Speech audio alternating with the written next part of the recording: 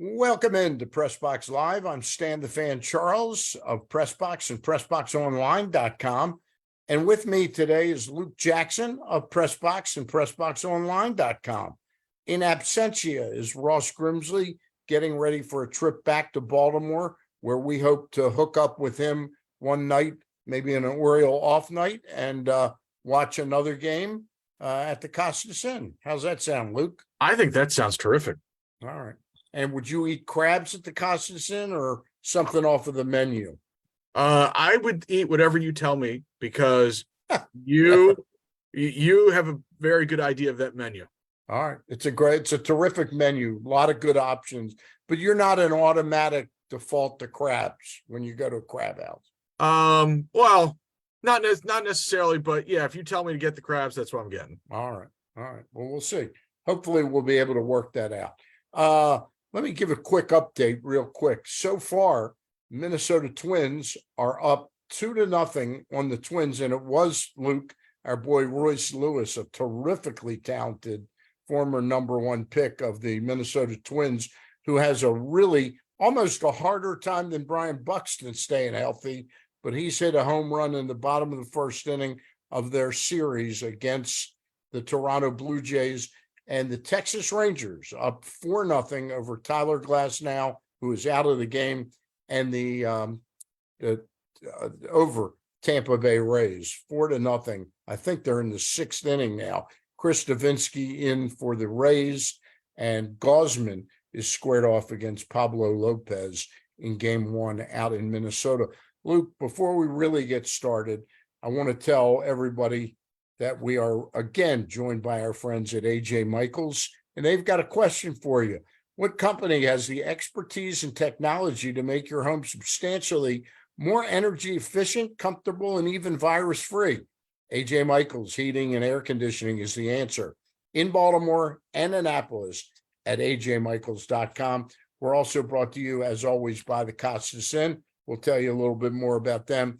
And we're also brought to you by our friends at superbook.com, superbooksports.com, where using the promo code StanCharles23 or Glenn Clark 23 can get you up to as much as $250 in their first bet guarantee. Win or lose, you get that matched up to $250. All right. Got that out of the way. Luke, I'm not shocked that the Rays are in trouble today, although Glasnow probably would have been a small tick favorite to me over Montgomery. I think he was favored a little bit more than that online. But the Minnesota Twins, I think this could be the year the Twins, I'm not saying the year they go to the World Series, but the year they get past the wild card round where they lose all the time in game one. I don't remember the last time the Twins have won a playoff game, but they're up early 2-0 over the Toronto Blue Jays. Twins haven't won a playoff game in 18 years. Wow.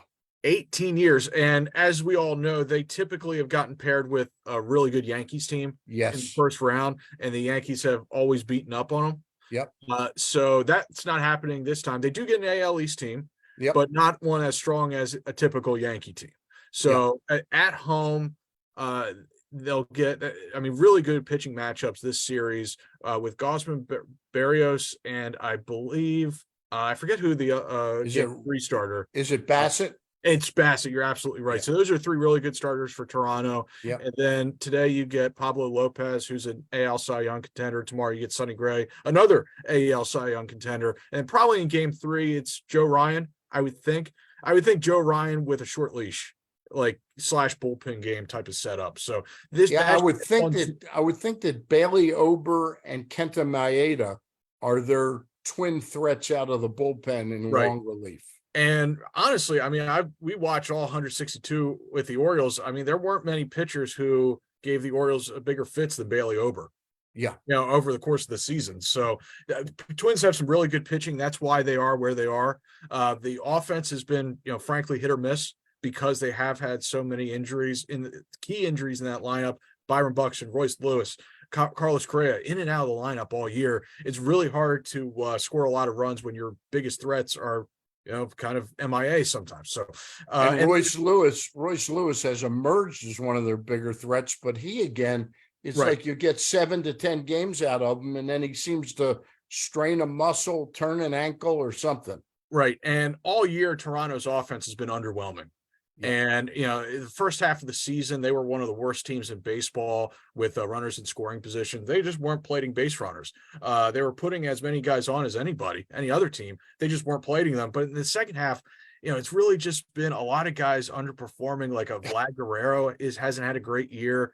Bo Bichette's been in and out of the lineup due to injury. He's really their best guy. And Alejandro Kirk has backed up.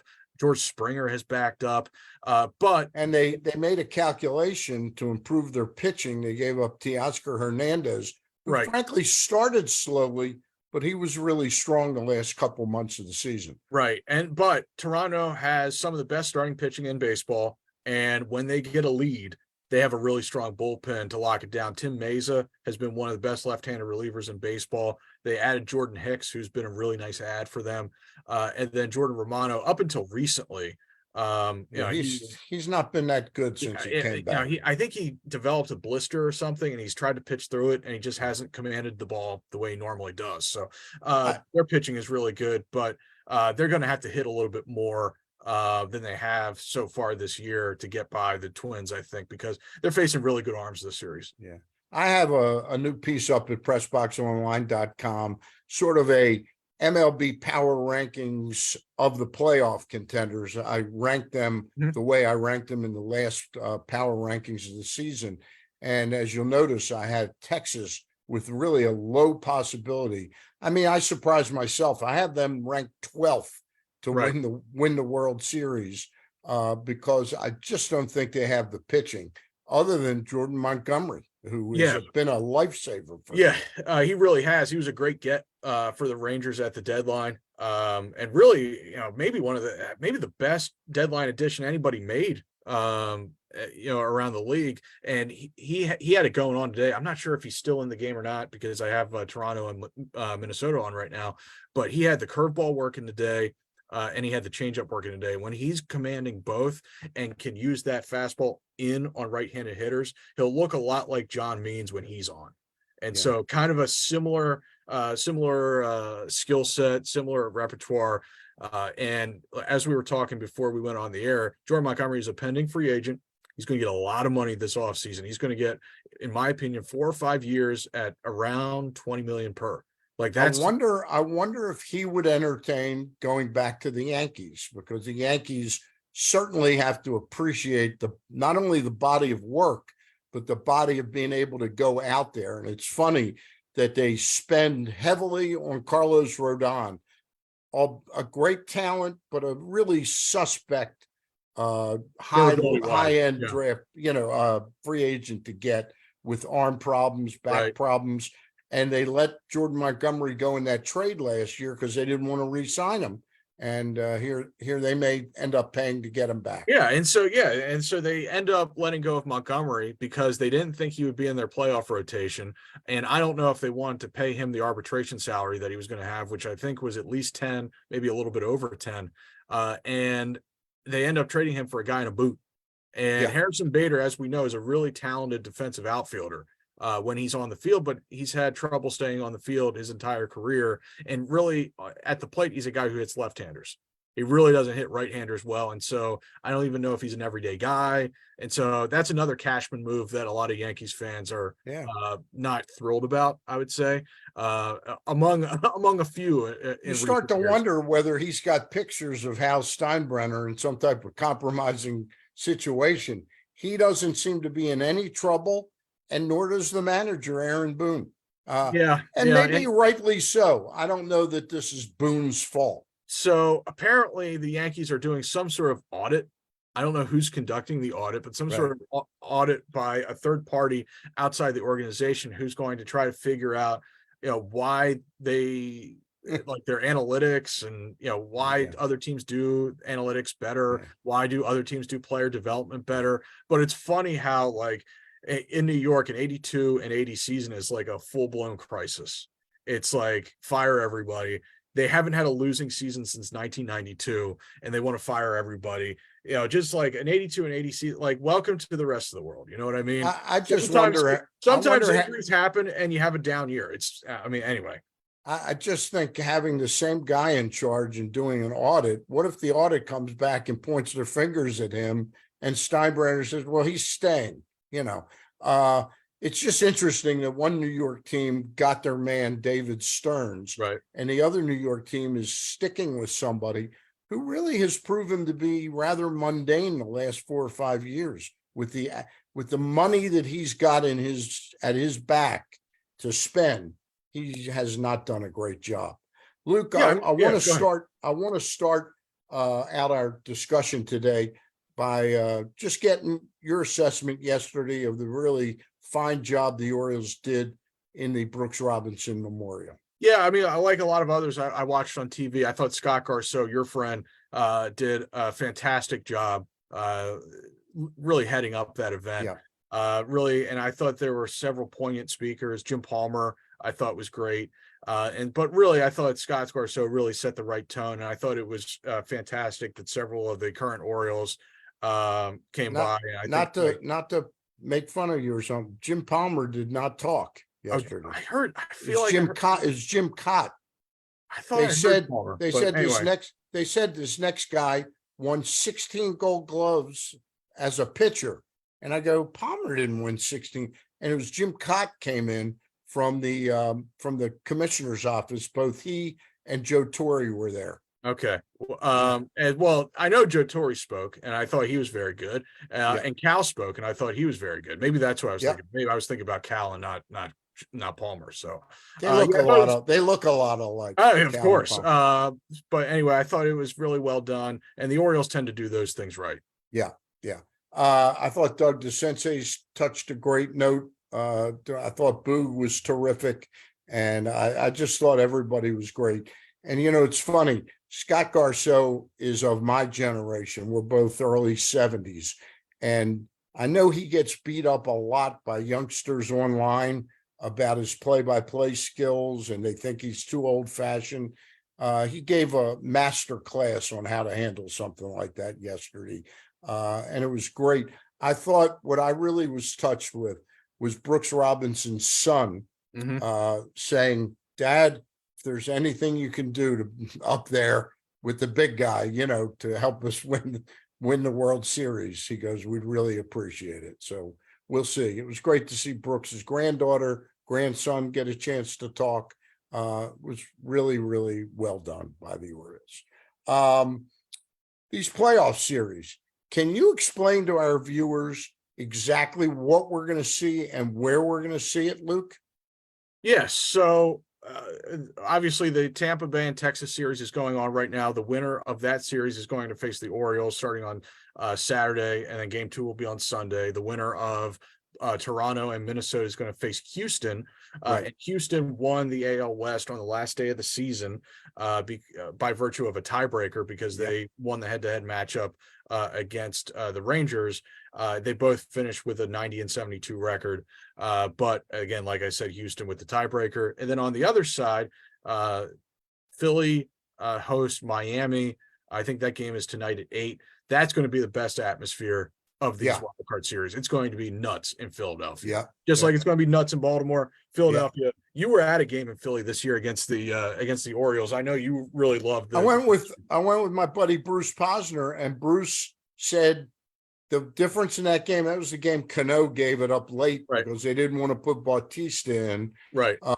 Because he had been a little they were concerned about his condition. And this was like probably middle of August, I believe. I think it was late July, actually. Yeah. Okay. And Bruce comes back and says, you know why they won that game?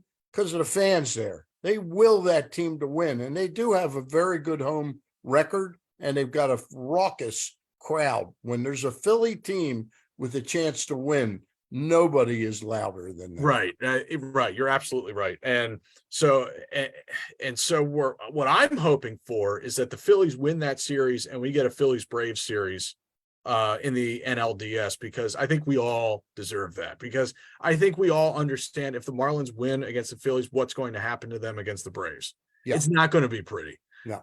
And then on the other side, it's Arizona and Milwaukee, and the winner of that will face the Dodgers. And Milwaukee got some terrible news just yesterday that their top-notch starter, Brandon Woodruff, who was 5-1, just coming back from a season-long injury, was 5-1 with like a 2.6 ERA. He's definitely not going to pitch in this series at all. And he might may not be pitch out. it. Yeah, maybe out for the season. That's a big blow for them, because go ahead, Luke. Explain to me how Arizona ends up. I know they had to scuffle and win their games. How do they get Brandon Pfaadt, PHAFFT, with a 5.63 ERA, 3-9 as an opening game starter against Milwaukee tonight? Yeah, I guess Zach Gallen and Merrill Kelly, they had to pitch them late to just get in.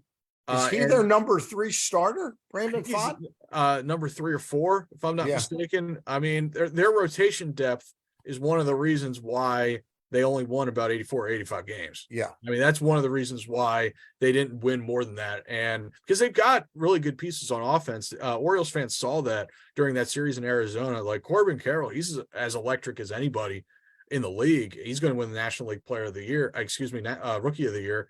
And they've got some other really nice pieces. Christian Walker, former Orioles farmhand. Yeah. He's one of the best right-handed power guys in the league. So they've got some nice pieces on offense, but rotation wise, at least before Woodruff went down, you would say that they just don't match up rotation wise. Now maybe they do. Okay.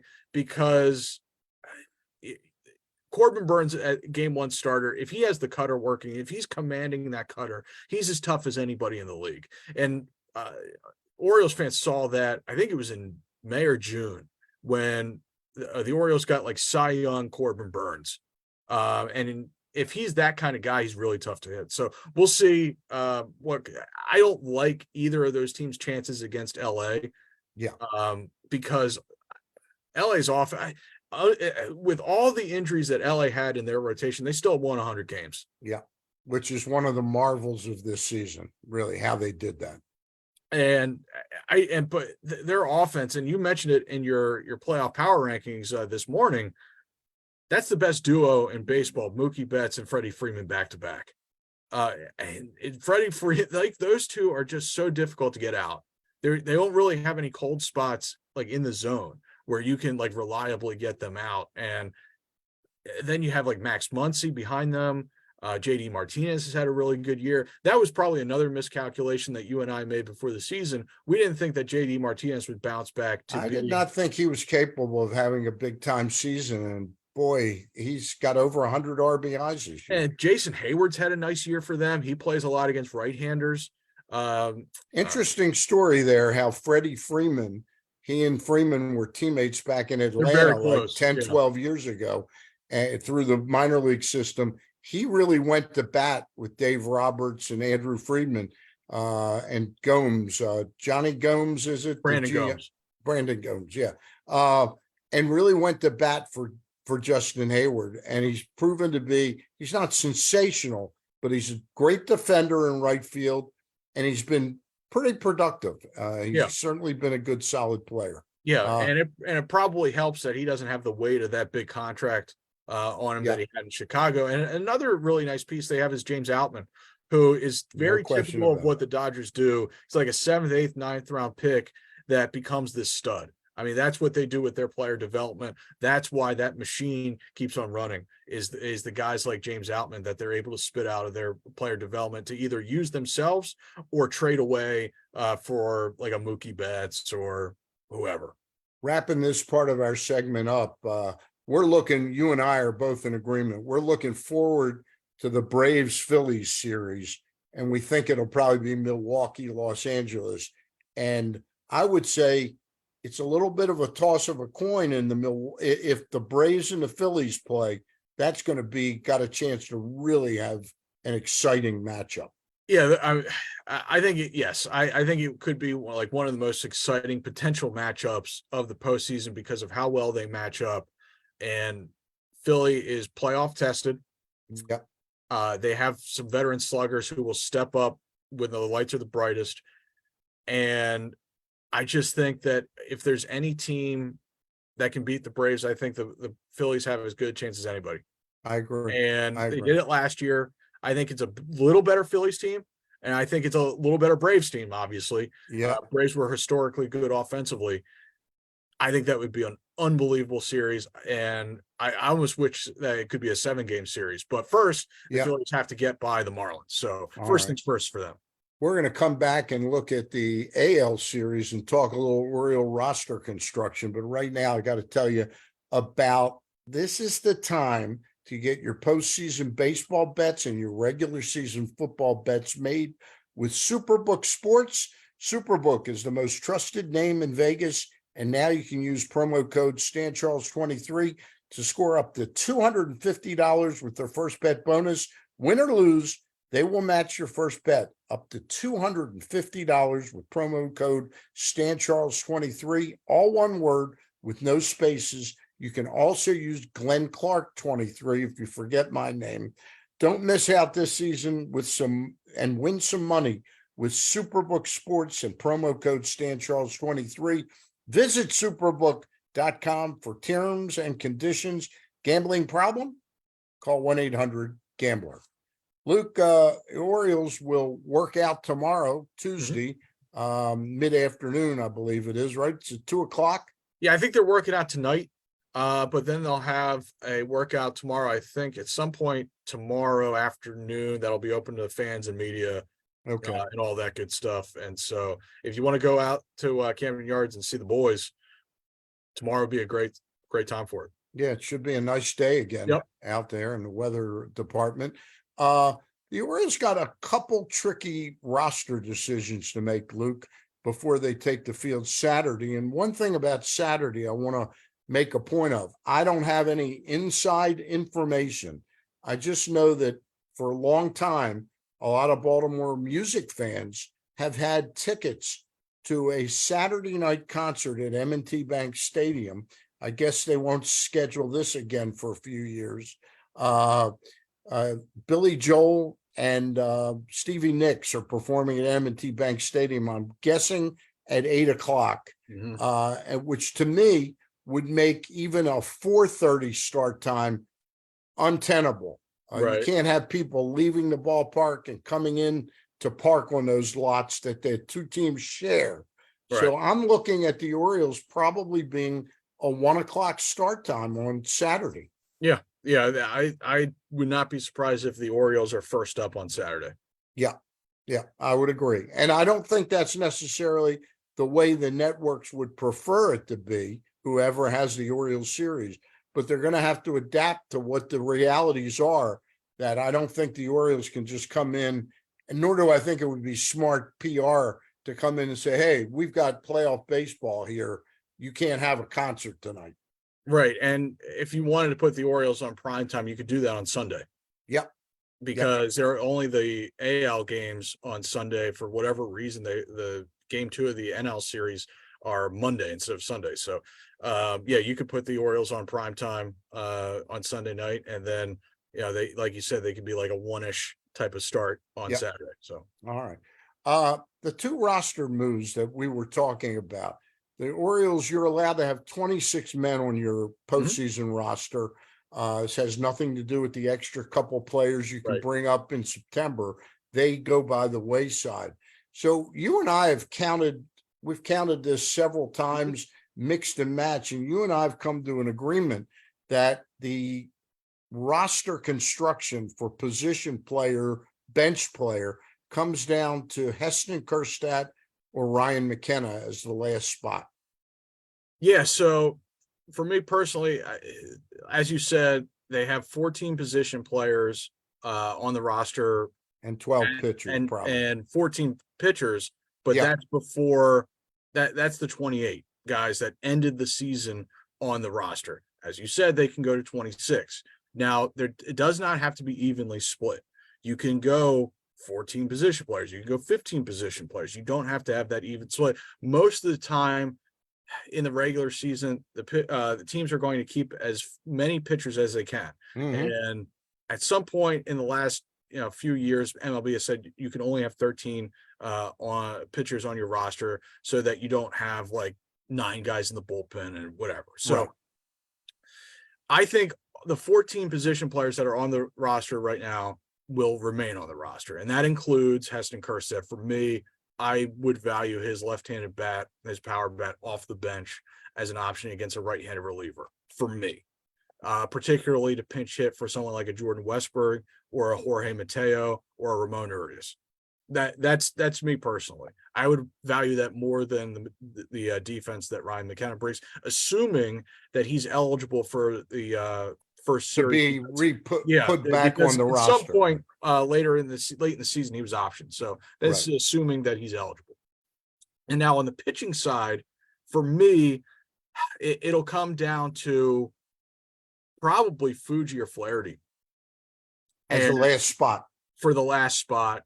And I wonder, because I don't think Cole Irvin's going to make it. He's on. I don't think he's going to make it in this round. No. Remember, they have 3 left-handers in the bullpen plus John Means. Right. Who will probably start a game, but they've got Coulombe, Hall, and Cionel Perez. Yeah. And that's plenty of lefties. And you'll also have that extra starter. So whether that's Dean Kramer or Kyle Gibson, the starter who does not start a game can be used in long relief. So if one game gets hopelessly out of hand, you can use that starter to get you to the finish line in that game. But so coming back to the decision that'll have to be made on the pitching side, for me, it's Fuji or Flaherty, and I don't have a good answer there. Like we were saying on Sunday, Mike will have better deadlines than this one. Yeah. And I don't feel strongly about either of those guys. There's a possibility. What makes me nervous, and I'm in total agreement with you, it comes down to those two.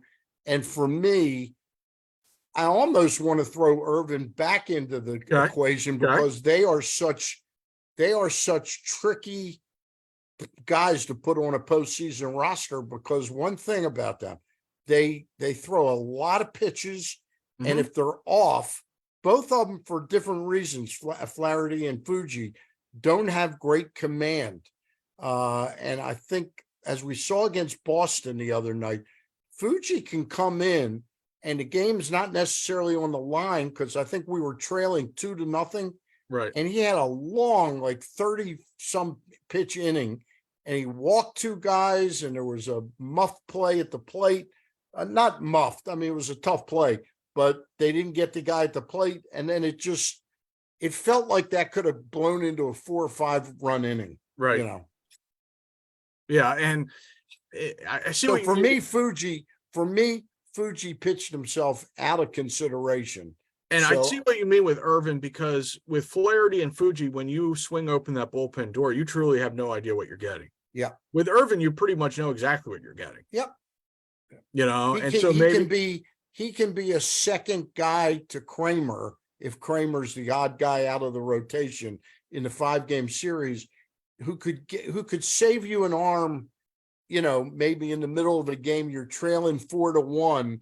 You don't have to use the really good pitchers. You can save them for another day. Yeah. And the other thing that has to come into consideration here is, remember, there's no ghost runner in playoff baseball.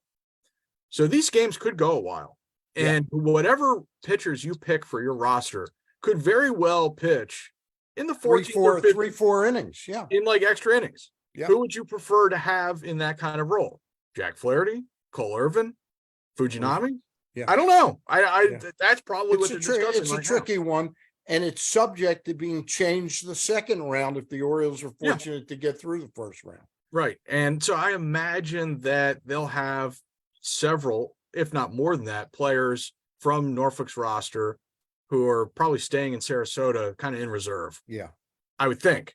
So we'll see. And then maybe those guys are in town for this week to help the team work out. Who knows? Yeah. I don't know what's allowed on that front. So, they've got a couple tough decisions here to make before Saturday. They have to set the roster on Saturday. Question. We know that games 1 and 2 are Saturday and Sunday. Are the Orioles off Monday? Yes.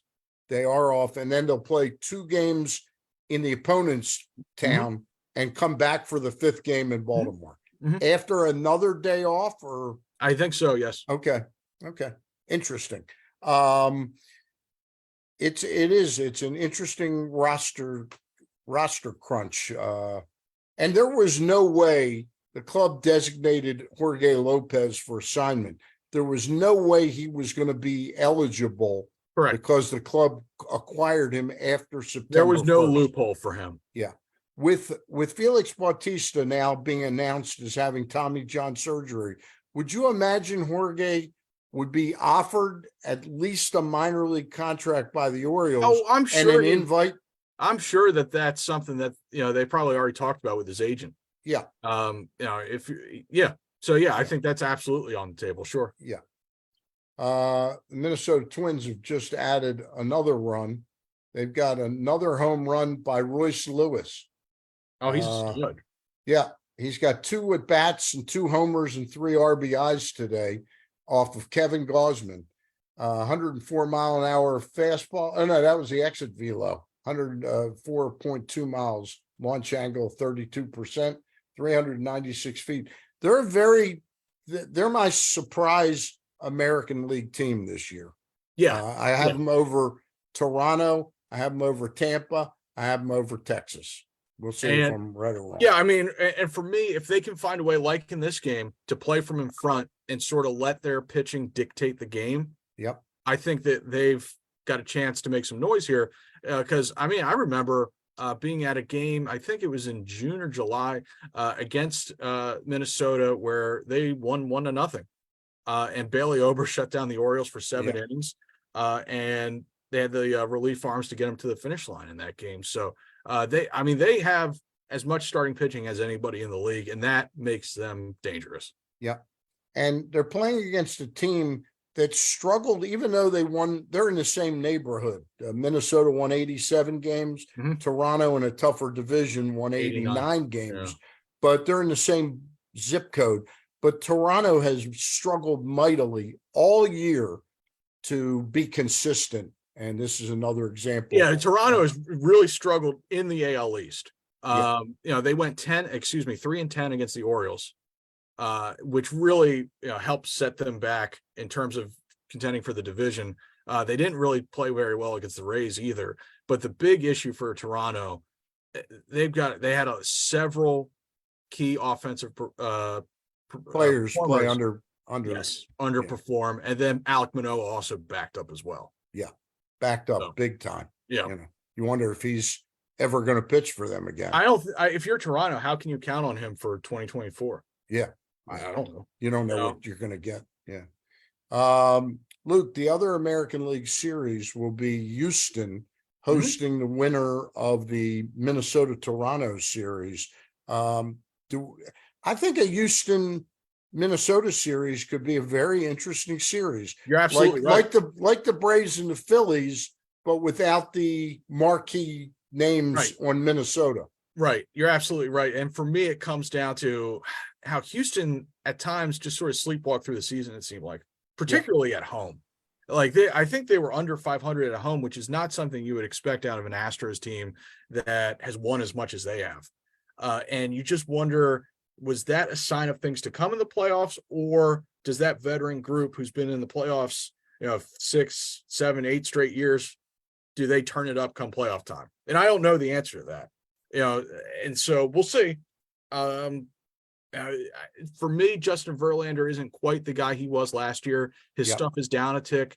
Framber Valdez isn't quite the guy he was last year. His stuff is also down a tick. And Christian Javier, his stuff has also been down a tick as well. So but I will say this, Dusty Baker has a lot of weapons at his disposal in that bullpen, a lot of guys who can get some really good hitters out in key times. And if he can just get 5 good innings out of his starter, he's got the weapons down. And with Dusty, the B side of his bullpen, those guys have ERAs of like 3. Like the B side of his bullpen is guys like Phil Maton, Ryan Stanek. Those are good arms. Yeah.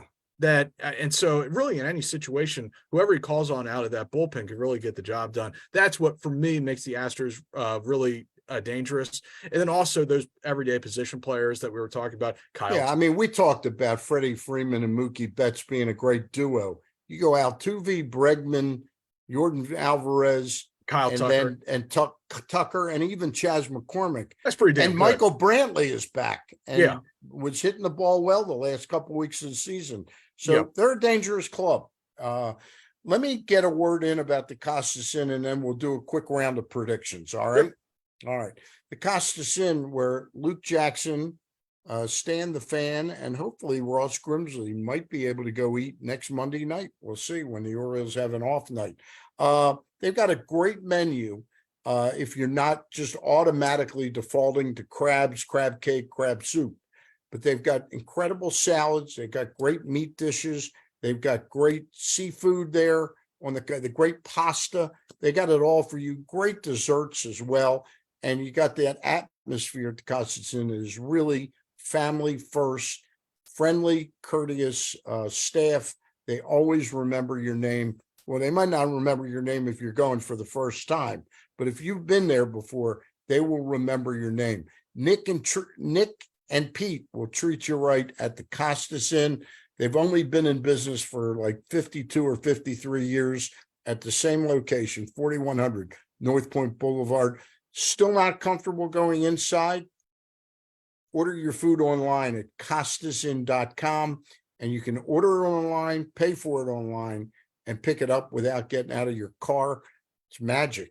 That's what it is. It's Fitz magic is how they do it at the Costas Inn. They'll get it into your car. All right.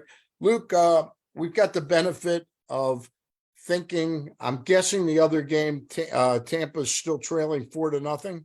Yes, I think so. Yes. Okay. So that changes in a 3-game series. Do we both like Texas now in that series? Yeah, considering that Texas is going to be up 1-0, I really, I kind of like them in the series now. Yeah. I will say this: it's hard to win 2 out of 3 at the Trop. It's hard. It is. There's no question about it. And typically, I've been watching Minnesota and Toronto the last couple innings, so I haven't seen how Tampa's gone in terms of their at bats. But typically, it's very hard to close out a win at the Trop, as the Orioles have seen in recent years. Many times. It's just hard to close out a game there. And who starts tomorrow? Zach Eflin for Tampa, who's been their best? Who was their best starter from start to finish this year? And probably John Gray for Texas. Probably John Gray, yeah. Okay, and it'll be really tricky because I wonder if in Game 3, Bruce Bochy can trust at all Nathan Eovaldi. I don't think he can. Maybe you start Eovaldi with a very short leash. Or maybe start Dane Dunning and use Eovaldi for 1 inning or 2 innings. Hasn't Dunning been better in the second half than Eovaldi? Yeah. Eovaldi's done virtually nothing. He was out about 8 weeks. 9 weeks he was out. Yeah, I would expect an extremely competitive start from Zach Eflin tomorrow. Yeah. And when he's on, he can command with the best of them. Yeah, this series going on right now, Tampa, Toronto, and Houston. I think I lean toward Minnesota anyway. They're up 3-0 in the top of the 4th inning right now at Target Field. Home field advantage. I think Minnesota's going to gain some traction here. Vladimir Guerrero just flew deep out to right field, and the right fielder made a play. Nice play by Minnesota has 2 guys at the top of their rotation, and Gray and Lopez, who are going to be maybe in the top 5 AL Cy Young voting. Yep, probably. That's a pretty good mix for a playoff series. National League Series, Arizona, Milwaukee. I think we both like Milwaukee in that series. I do like Milwaukee. Would not be surprised at all if Arizona were to win that series. Woodruff is a big injury, and I just wonder how Craig Counsell handles that. They got Wade Miley, who had a pretty good season. It's funny. I was thinking about this the other day. I was like, so the last Orioles playoff team was in 2016. Who's still around in baseball from that team? All right, Manny, Gosman, and Wade Miley. And Miley. That's who's still around. Those 3. I don't know if anyone else is. Yeah. And the other National League Series, Phillies in Miami. I think Miami gives them a little bit of a tussle maybe a couple moments of we're in danger, but I think the Phillies win that series. Miami won that season series with Philadelphia, Yeah. believe it or not. The big issue for Miami. And Jesus Luzardo, who pitches tonight for Miami, who Electric. I wanted. Yeah. He's 3-0 lifetime against the Phillies. Yeah, and the Phillies have some left-handed hitters that are going to have some issues against him. So that's Bryce Harper. Yeah. That's Bryson Stott. Yeah. And Kyle Schwarber. Those guys those are big pieces in that Phillies lineup that are going to have some issues with Luzardo. And I'll tell you who else they're going to have some issues with is our boy Tanner Scott at the end of the game. Yeah.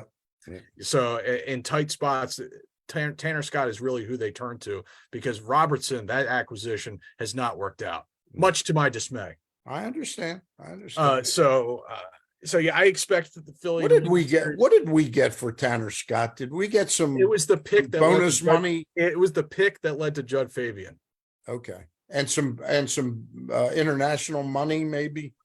Forget that deal. The Fabian was the big piece coming back in that deal, and the Orioles also gave them Cole Sulser, and I don't even know where he is anymore. He kind of washed out, but Tanner Scott has been a really, really nice ad by Kim Ning. Yeah, she's done a great job. You know what? I was kind of skeptical of her decision to add on at the deadline, but she made a couple of nice moves. Josh Bell has hit, and Jake Berger. I love Jake Berger. Yeah. I don't know what the White Sox got for him, but it's stupid to have traded that guy. He's got 35 home run power, and you gave him away for probably nothing consequential, in my opinion. You seem to have a lot of confidence in the White Sox in their process. Really, I have a lot of confidence that they'll let you down. I'm very confident they'll let you down with Jerry Reinsdorf. Hey, it's always fun to talk baseball. We'll hope to get Ross on with us next Monday. Actually, we'd probably do the Zoom at 4 and then meet out there afterwards. That sounds awesome. Yeah. And hopefully that's after the Orioles have a 2-0 lead. Hopefully, maybe. Let's keep from your lips to God's ears. All right. For Luke Jackson, I'm Stan the Fan. Our friend Ross Grimsley couldn't be with us tonight. I hope to have word about another Zoom this week. I'm trying to get a guest from the University of Maryland football program, not a player, a former player. We'll talk about that.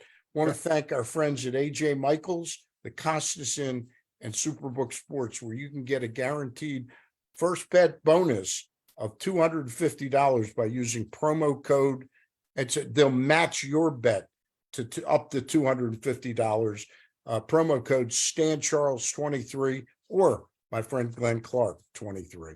All right, that does it for us tonight. Enjoy your baseball, and the O's take on. Who knows? We might be back on Friday with a day before preview or something like that. I like that. All right. Talk to you soon, Luke. Bye.